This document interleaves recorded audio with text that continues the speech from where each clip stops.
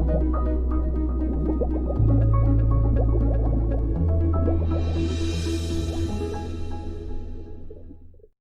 na vile lo weme dogbe na mesia me va gbe kefe abalaji nko nyenye edem na nya me ye ne va mojija pa na subscribe voilà que mana ma video pla me no vie le vevere no swede ku me ma ko dade moji egbe vo afima yiji akpe dade na ina me yo le video ma comment yo le ngongo le video te ele vevere be manna mi anokame abiale me gbele consider yo va ime me va vu nyo Telegram tane ide Telegram oya dim lefma agbenuke ekema na kpo nyefe avala lefma pe nyo logo ekema mi anokame nenya de la si o lefma na ko audio ye video ye na te wan ko do dam le Telegram lefma mi anokame amegbogbo bi ambe Telegram enyo bless susube I can accumulate as much as possible number o wasugbo e acheme ahia be kokoko amede ne ponyo number afemi ano ekamo aw nenya tim agbonke nenya di le Telegram ko akpom lefma akpa mayema no swere ko ma fonu cho miafe bibla fe nya mi le gbogbo bibla me be nyon sugbole me sigbeke vo cho sugbole me vo wore miawo ta ya yo vo nwo ogbugbo nwo bibla zigbosi adre bibla do ogbugbo nwo zigbosi adre yi miawo mi wonu kukucho me mi ba ikponya tefie heme no suku de o ma fia o le suku homo is not part of our curriculum ni yo le mi afia ta me no gbogbobe o le tagbo flu na mi le mi afa no fa fia me o me fia na mi practical ni yo mi akosolve agbe enwo awo me ya no fa fia o fia mi be ale mi ava di do na mi awo yo vo na emple mi ata o vu suku na mi mi afa duplo la fifia mi le gbogbobe je no trust le education no mega va cause sexuality education cover na mi o mi dibe mi asurale you can manufacture matches ne le class 5 class 4 na ti wan manufacture na de ye mi le didi wa do le JSS ava do le secondary school for manyana de ko amo mebe me wo do le university po amo do le university me o me nyale yo danu dudu kula che o atobia de ku o so be ke ba paper yo hore cheta hwe nyate fa de kama na wasi la gbe kefe avalaji bibla me de mi ka me mi pebe gbegblo sugbole me vo me hia be no toju nyado le me de yo nye no especially lododo fa gbale me de no hon onye wo akufia to yi anyi jigbo po efe nu wona da na jenu nya no hon ame nya onye na be osusu me avu nyate fa amedo dudwe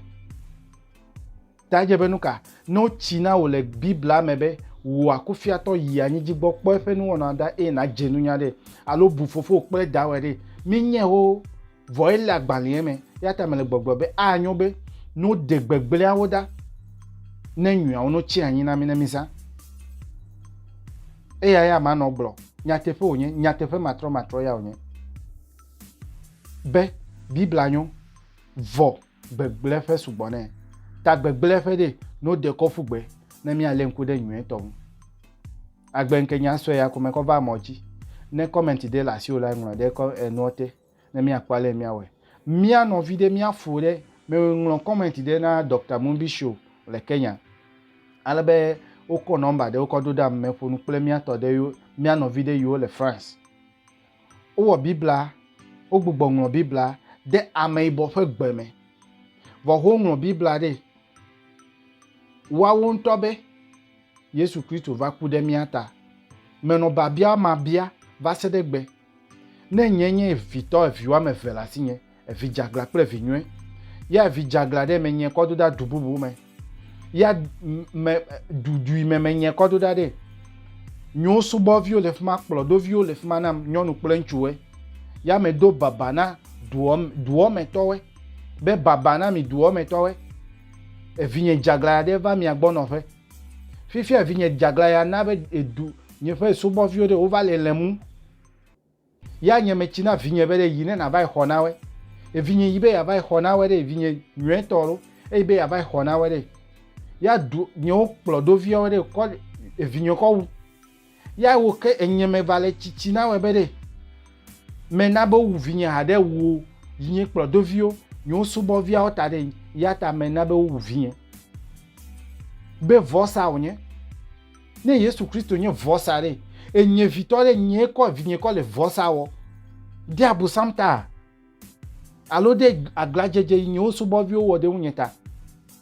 he nye ŋutɔ menya nu katã nye menya abusam gbã kɔ da ɖe anyigba bubu dzi o ya me ha de abusam ta be ne va save vinyewo ɖe ya Yesu Kristo va ku ɖe mía ta me bia se be ame kae le Yesu Kristo ƒe ʋɔnu ne dzɔ ɖe wobe mi ge ɖe gbɔgbɔ me ne míase Biblia me ɖe kuku na wo menye gbɔgbɔ me ƒe gbewo do na mí o me gbɔgbɔ me ƒe gbe yovowo ŋlɔ ɖe agbalẽ me o mía tɔgbewo meŋlɔ elẽgbewo kɔ de Biblia me kɔ da ɖe o ta woawo be yiwo gbugbɔ ŋlɔ agbalẽ le France ya yiwo le gɔme de but the concept of Jesus Christ kple tɔ kple abusam yi ne Mawu tɔ be yeawɔ meeting ɖe gate ŋu kpe abusam tso anyigba va no ame yibɔ mina míaʋu míaƒe susu Yehowa meganɔ dzie me ne wòakpe abusam be ɖe ne va yiwo gbɔ ne yewoava wɔ meeting o wobe ɖe he Yehowa nɔ dziƒoa me ɖe be yeawɔ ekpe viewɔe ɖe abusam tse nɔ fi ma ebia be fi nɔ tso ɖa ebe tso tsatsaƒe le anyigba dzi concept ka le dede kpli mi na mi se me in actual fact brother Leo le London ede gɔme be ne mi be mi a describe ame mi le yɔyɔ be abusam ɖe woawoe nyo yovowoe woawoe wu amegbetɔwo le anyigba dzi woawoe trɔ ame yibɔwu le anyigba dzi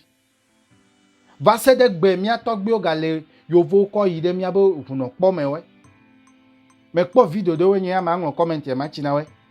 mía gatsɔ ebo susue ke le mía si ɖi mía gba sɔsɔ na ame yawo nenea ŋdzo nyo ɖe ebo vi ɖe ke kpɔtɔ na mi ɖe mi sɔ le da ɖe kamera ŋkume be yovowo tsa woanɔ kpɔ be ebo kpɔtɔ ebo sue ɖe gba kpɔtɔ na mi sadi nye dzo se nua gɔme o ewo ŋutɔ adzɔ de gɔme nam ne ma se gɔme be ebo sue ke susɔ na mia mi ŋusɔ le wɔ paper gbalogbalo kura tse o paper gbalogbalo mi ŋusɔ le wɔ paper gbalogbalo mi ŋusɔ le wɔ ebo kpɔtɔ ko ele mia sia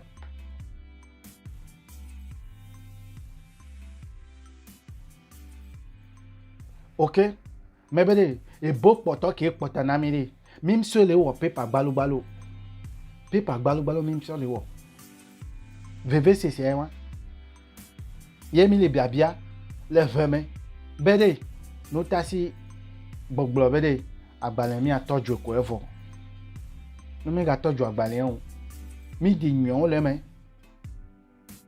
mi ma gblɔ mi atɔgbo no gbedo be de ne dɔwɔame to de menye nuɖuɖu de sia de wa do aƒe dɔwɔame ake o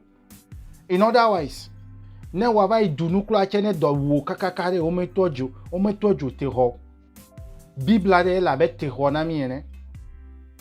Biblia de la be te xɔ na mi ene mate wa tɔdzo te xɔ ha de dɔwɔame ta awo mi be mi le tɔtrɔ vɔtɔtrɔ de should bring positive result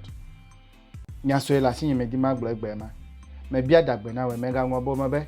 dzagbe na na yi de Telegram ne na va yi dzi mi le fi ma ne mi anɔ kame miawo dede mi anɔ nu ƒo mi ase gbe na mi anɔ we audio yiwo ame ɖewo eve gbea